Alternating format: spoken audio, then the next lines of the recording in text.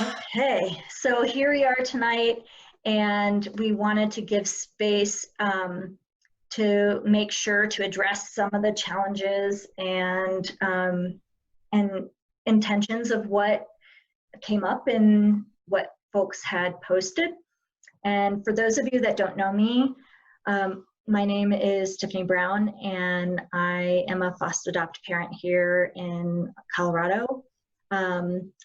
And I wanted to make sure to bring in some incredible expertise of my wonderful friend and colleague, Karen Kent, and she has a background in social work, which affects and impacts her view on the holistic practitioner work that she has evolved into over time. So I'm so excited to have Karen here, and I want to welcome her really quickly.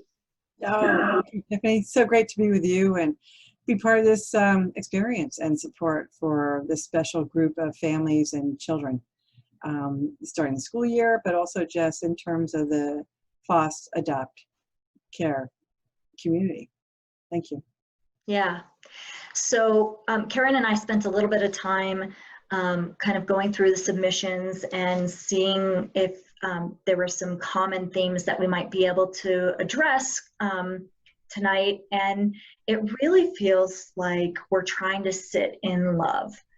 And so I really wanted to try to explore that a little bit tonight with the expertise of Karen, and then with my background in self-care techniques as well, and that we can combine efforts and really try to address this and send out positive energy for any of you that have a chance to watch this now.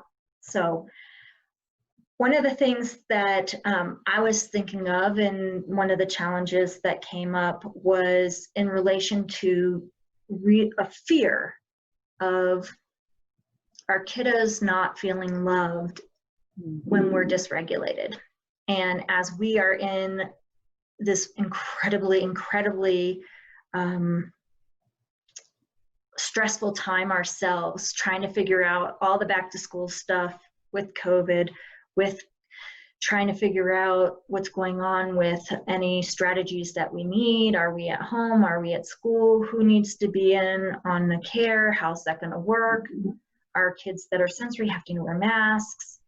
Do they get to be around the kids or the teachers that they're used to being around? And what's the environment going to look like? And so within that challenge of us trying to be regulated right now, that an overwhelming concern really is, are we going to be able to have the bandwidth and the tools to make sure our kids feel loved as they're going through transitions, which we experience freaks them out in many cases and in different ways. But also, are we going to love ourselves during this process, knowing it's going to be incredibly bumpy? And so that actually had reminded me of, and I know it's going to show up backwards for you all because my camera on my computer, but this says grace. It says grace. And so this is my reminder to myself to give myself some grace. And I'm really working to try to give some other folks my grace as well. My patience with myself, my patience with others, as it's incredibly trying. And I'm not always at my best during these stressful times. And this idea of grace and really trying to love myself came from my kiddo's therapist, who every single time I see this therapist says, give yourself some grace, mama. Give yourself some grace. And so I'm trying to help give you grace for yourself tonight. And I know Karen is incredible at bringing that grace energy, because I felt it from her myself already. So I'm going to stop talking. I'm going to let Karen talk, and you can get some of her wonderful expertise here as we try to explore those aspects of love as we go back to school during COVID with kiddos that may have challenges going forward. Tiffany and I had some ideas about how to start, springboard here, and in talking, we thought, let's just get it down to love. Let's just start with love, and it all begins there. As you continue to parent, I've got children too. We all continue to help our kids through the system and through life, and it all started with love and continues. So to begin, let's just go into what we call an orientation frame of mind, so that we're oriented to this little segment that we're doing right now, whatever time of day you're listening to. And Tiffany, is it okay for you, if I give you the statement to say to proxy on behalf of whoever listens into later on? Of course. Right? Okay. And I'm going to check. I use, for the folks out there, kinesiology. So I use muscle checking. It's working with the autonomic nervous system of involuntary muscles. And so we can work with whether we're in resonance with something or not. So we're going to work with an orientation statement, and we're going to work with whether we resonate with trust and love. So if you could say, Tiffany, I have confidence in myself. I have confidence in myself. And I trust my inner knowing. And I trust my inner knowing. I love myself and others. I love myself and others. And I feel loved. And I feel loved. Okay, so on behalf of the group Tiffany is proxying for, I'm going to check the resonance, and there's no resonance here with that. When my finger goes through the finger lock, I'm going to exaggerate here, bam, there's no resonance with that. That's okay, that's what we start with, that's what we expect. So I'm just going to muscle check real quick, because Tiffany has some self-care tools in her, right on her table there in her room there. Is there something from her room there to use? No. You all who's listening might have something. It might be just a super breath, an oil that you might have, something that might feel, if you look around your room and something speaks to you, like your felt sense says, I want that picture. I want to hold the picture of my child, close to my heart, or just put your hand on your heart. That is just a simple modality. Even doing this, some finger modalities, these ring fingers can be very helpful as well, can reduce anxiety. And there's different, the fingers mean different things, but this is a big one for anxiety for sure. So. And that's with the ring finger. Yeah, yeah, yeah. So there's also a modality, a symbol that we want to bring in called love that, let me just double check. We're going to go with something from my symbols book here. So let's just go there real quick. All right, so this is a simple, really quick little kind of guided meditation, very short and sweet. And it's going to ask you to bring in a symbol for love. So if you can close your eyes, yeah, unless you're driving, just be in a relaxed state and create an image that symbolizes love. You can imagine the symbol as a person, a light, a figure, a landscape, whatever you wish. It represents the emotion that moves our desire for a person, group, or thing we love in order to reach a greater good. Be happy and be well. It's the most elevated feeling and brings coherence to the whole system. So just take a pause and see if an image came into your third eye there. And you may not have anything, and that's fine too. A blank space, that's awesome too. I'm going to ask Tiffany, do you have an image that comes to mind? I do, and hopefully, if it's okay, I'll come back to that, because something else as I was trying to imagine, for me, it was a circle, like a ring, like when you get married, the symbolism of that, but also seeing that within my family generally and pulling people in along the way so that they become part of that circle. Okay. But what else came up for me is a complicated idea of love for us as caregivers and of the kiddos that we care for, who don't have a typical relationship with love. And so I want to make sure to acknowledge at least what's kind of coming with me is I don't want there to be a disconnect between the love that we are trying to create in this session, but acknowledge that it can be complicated. It's more complicated in our situations than for most folks. We can see that love can be a weapon. Love can be withheld. The system may force separation between people that love each other, and that separation causes harm. I've heard from kiddos in our household things like, "You don't love me, go send me somewhere else," when they make a mistake.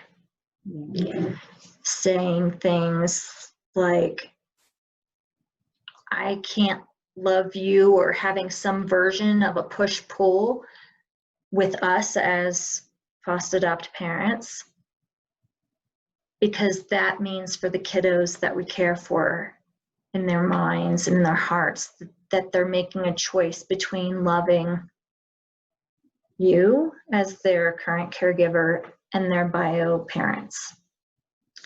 So there's a complicated relationship, even for ourselves, sometimes not at all wanting to, but maybe subconsciously being a little bit at arm's length because of the hurt that you know is going to come at the point in time if they get placed in another placement, or if you have to choose that your household's not the right household for that kiddo, and that breaking that bond is in love for them and for yourself and your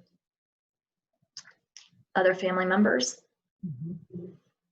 but also knowing the impact that's going to have on their sense of love going forward. So I want to at least bring up that there can be that disconnect, but I also want to focus on this vibrational sense of love that we're trying to focus on here with these modalities, that self-care that we're trying to bring right now. Wow. Thank you. So with all that, let's keep that circle that you initially described, and for others that are listening might have something similar or something very different, that's okay too. Whatever is coming up in your mind's eye is right and perfect.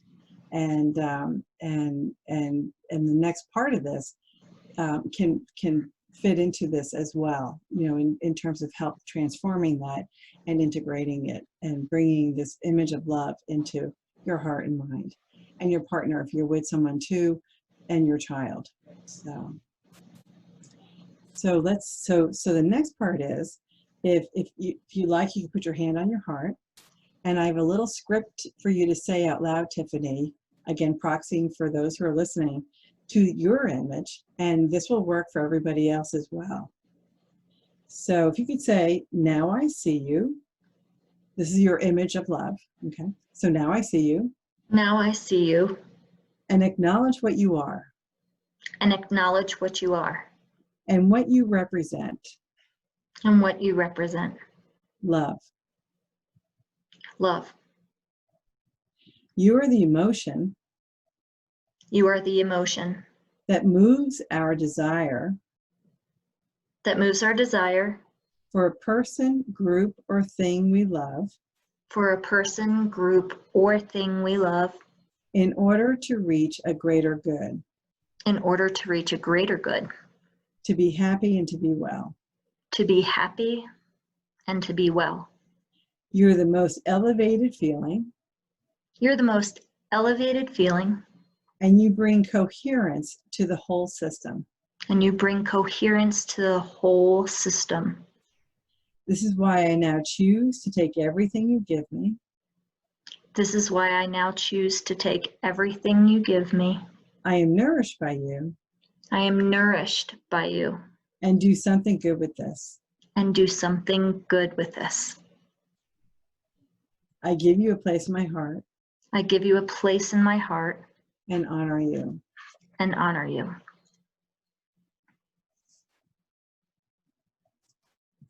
So Tiffany, if you like, would like to just take a slight bow, and you could just bow your head very gently.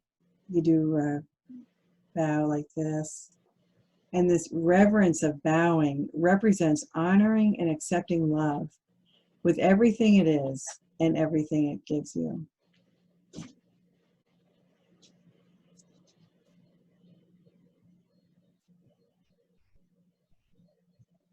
And then next, if you can open your hands up, your palms facing outward in the heart, open heart posture, and breathe in and fuse love, your image of love, your symbol of love into your body. Place it where you feel most comfortable. By doing so, you have all its resources and can use them for the greatest good.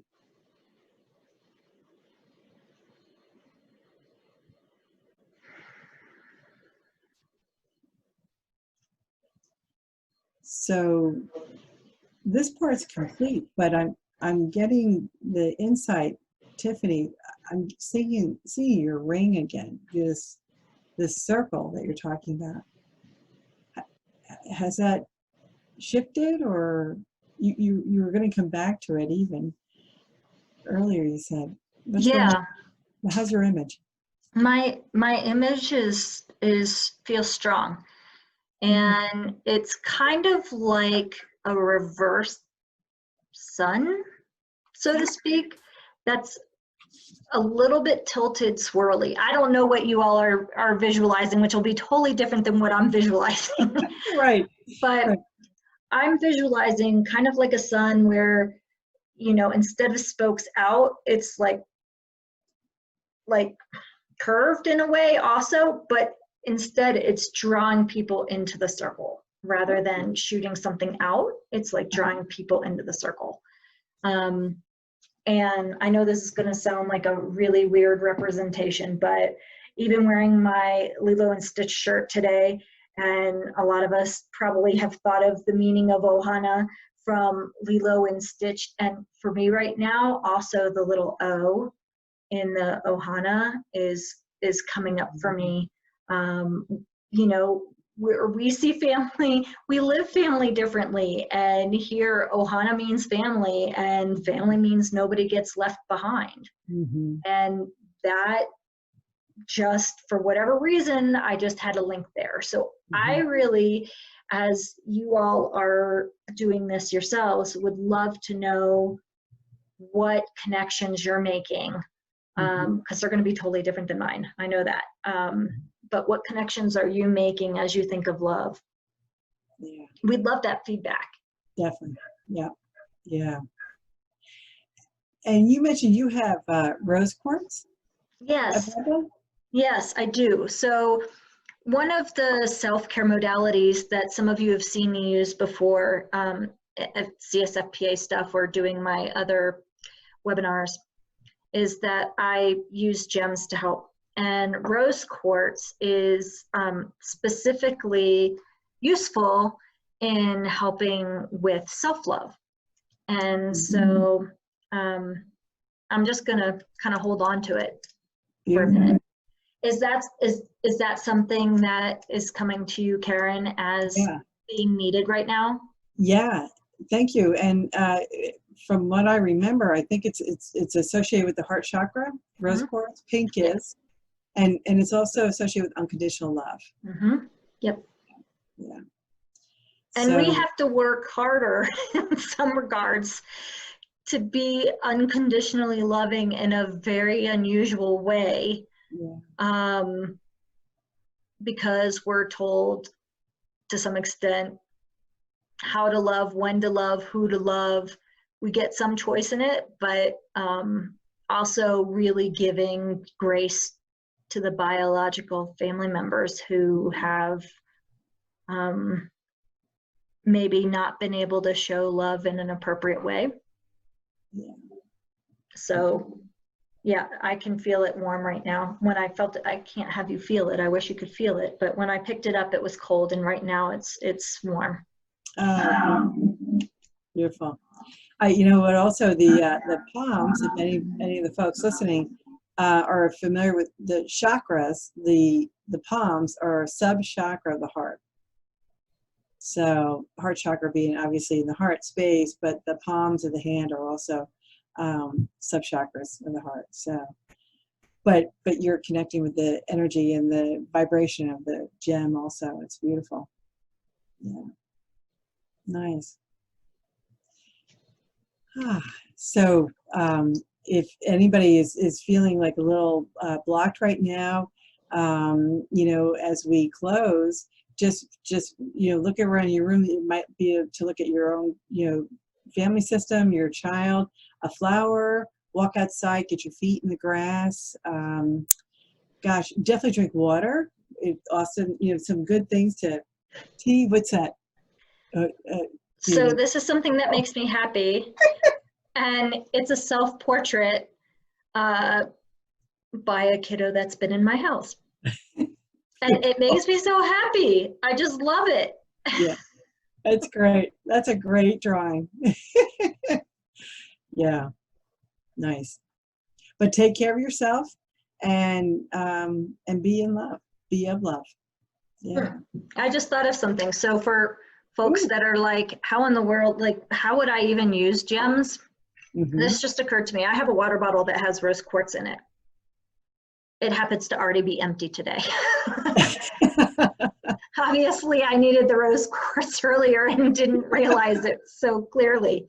But yeah, there are ways that you can incorporate it. I have it as jewelry.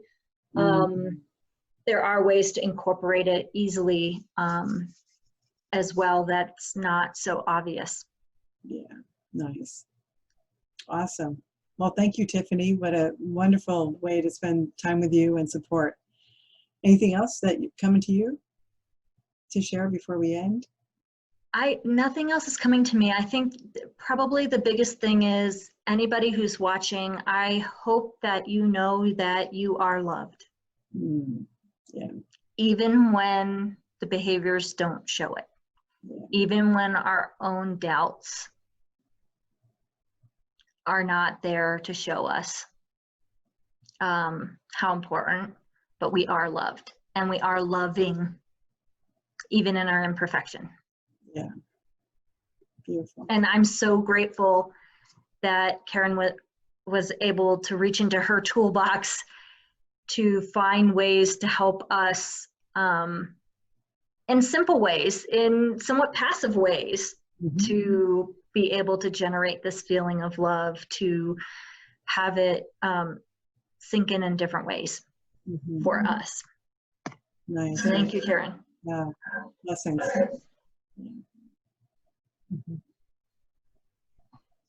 Thanks, everyone.